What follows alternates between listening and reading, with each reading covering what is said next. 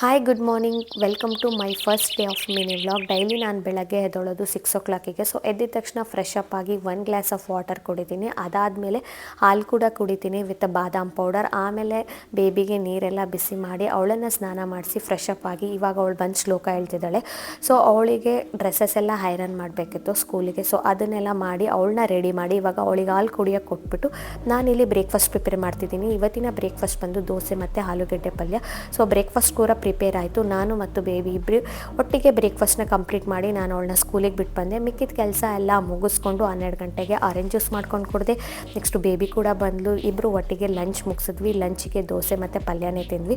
ಮತ್ತು ಅವಳಿಗೆ ನಾಳೆಗೆ ಒಂದು ಆ್ಯಕ್ಟಿವಿಟಿ ಇತ್ತು, ಬೆಸ್ಟ್ ಔಟ್ ಆಫ್ ವೇಸ್ಟ್ ಅಂತ. ಅದಕ್ಕೆ ಸ್ವಲ್ಪ ಥಿಂಗ್ಸ್ನ ಪ್ರಿಪೇರ್ ಮಾಡಬೇಕಿತ್ತು. ಸೊ ಕೂತ್ಕೊಂಡು ಇಬ್ಬರು ಒಟ್ಟಿಗೆ ಪ್ರಿಪೇರ್ ಮಾಡಿದ್ವಿ. ಆಮೇಲೆ ಅವಳಿಗೆ ಹೋಮ್ವರ್ಕ್ ಮುಗಿಸ್ದ್ವಿ. ಮತ್ತು ಸಂಜೆ ಸ್ನ್ಯಾಕ್ಸಿಗೆ ಚುರುಮುರಿ ಮತ್ತು ಹಾಲು ಕುಡಿದ್ವಿ. ನೈಟಿಗೆ ನಾವು ಮಾಡ್ಕೊಂಡಿದ್ದು ರೊಟ್ಟಿ ಮತ್ತು ಪಲ್ಯ. ಸೊ ಇದಾಗಿತ್ತು ಇವತ್ತಿನ ಮಿನಿ